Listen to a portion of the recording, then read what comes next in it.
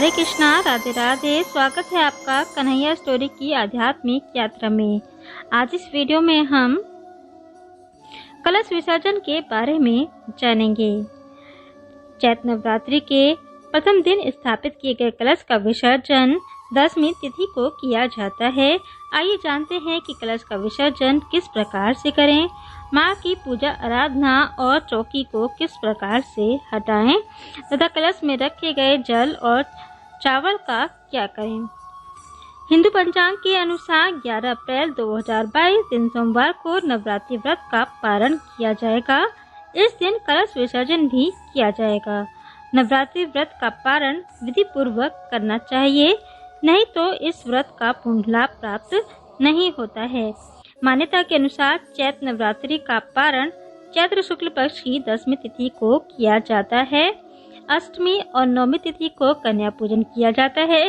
कहीं कहीं पर अष्टमी तिथि को और तथा कहीं कहीं पर नवमी तिथि को कन्या पूजन किया जाता है तथा व्रत का पारण दशमी तिथि को किया जाता है, क्योंकि कई शास्त्रों में नवमी तिथि पर भी उपवास रखने की बात कही गई है। इसीलिए 11 अप्रैल यानी कि दशमी तिथि को नवरात्रि व्रत का पारण किया जाएगा। पंचांग के अनुसार प्रातः 6 बजे के बाद पारण किया जा सकता है। नवरात्रि में कलश का विसर्जन का भी विशेष महत्व बताया गया है। इसीलिए 11 अप्रैल 2022 को कलश विसर्जन किया जाएगा। इस बात का ध्यान रखें कि पूजा और विसर्जन के बाद भोजन, उपहार, वस्त्र और दान दक्षिणा आदि भी अपनी इच्छा अनुसार देना शुभ माना गया है। माँ दुर्गा की आराधना का पर्व चैत्र नवरात्रि 9 दिनों का पर्व माना गया है। ऐसी मान्यता है कि इन 9 दिनों सच्ची श्रद्धा से माँ दुर्गा की भक्ति और व्रत करने की से माँ की कृपा प्राप्त होती है। मान्यता है कि व्रत का पूर्ण फल तभी प्राप्त होता है जब व्रत का पालन सही तरीके से किया जाए। कन्या पूजन के बाद माता की चौकी कब हटाएं, कलश के चावल और नारियल का क्या करें, आइए जानते हैं।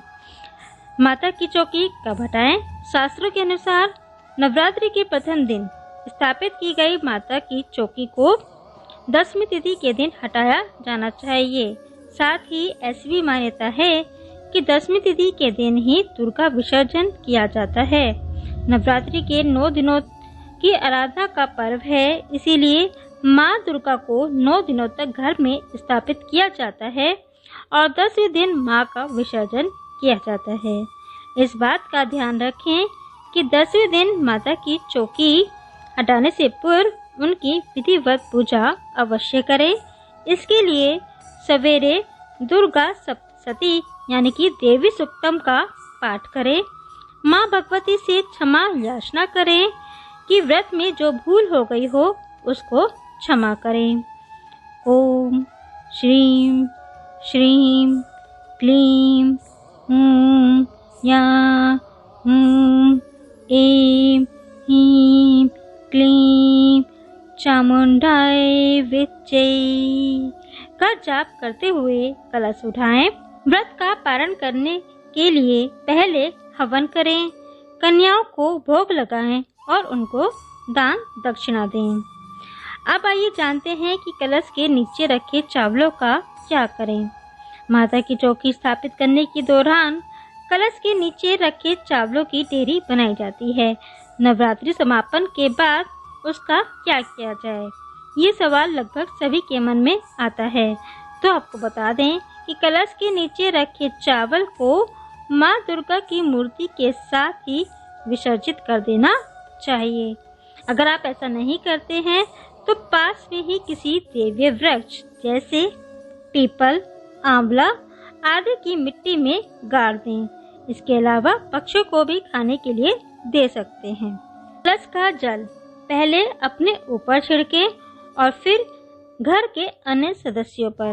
कलश का जल घर के चारों कोनों पर छिड़कें और अपनी मनोकामना करते रहें।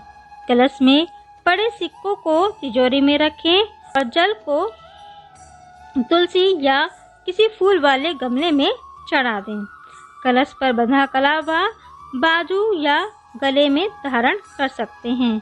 यह कवच का काम करता है। कलश पर रखे नारियल का क्या करें? तो बता दें कि जो नारियल चौकी पर रखे हुए कलश के ऊपर रखा जाता है, उसे कभी भी प्रसाद के रूप में फोड़कर खाया नहीं जाता है। इस नारियल को भी माँ दुर्गा के साथ विसर्जित कर दिया जाता है। ऐसी मान्यता है कि जब हम देवी जी का पूजन करते हैं तो माँ उसी नारियल में आह्वान करती हैं, इसीलिए इसे खाना नहीं चाहिए। प्रसाद के लिए बराबर में एक और नारियल रखा जाना चाहिए। कन्या पूजन में 2 साल से 10 साल तक की कन्याओं को ही भोग लगाने का विधान है। 1 साल से कम की कन्या को जिमाने से मना किया गया है, क्योंकि वह स्वाद की अभिव्यक्ति नहीं कर सकती है। अभिव्यक्ति इसमें बहुत महत्वपूर्ण है। कन्याओं में से किसी एक को माँ दुर्गा का स्वरूप मानते हुए उनका विशिष्ट पूजन करें।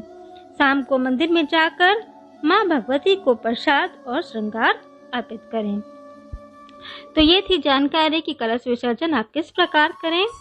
ये जानकारी आपको कैसी लगी नीचे कमेंट बॉक्स में लिखकर अवश्य बताएं। और अगर आप मेरे चैनल पर पहली बार आए हैं तो प्लीज़ चैनल को सब्सक्राइब करें और साथ के बेल आइकन को जरूर दबाएं, जिससे मेरे आगे आने वाली वीडियो की नोटिफिकेशन आप सभी को आसानी से मिलती रहे। राधे राधे।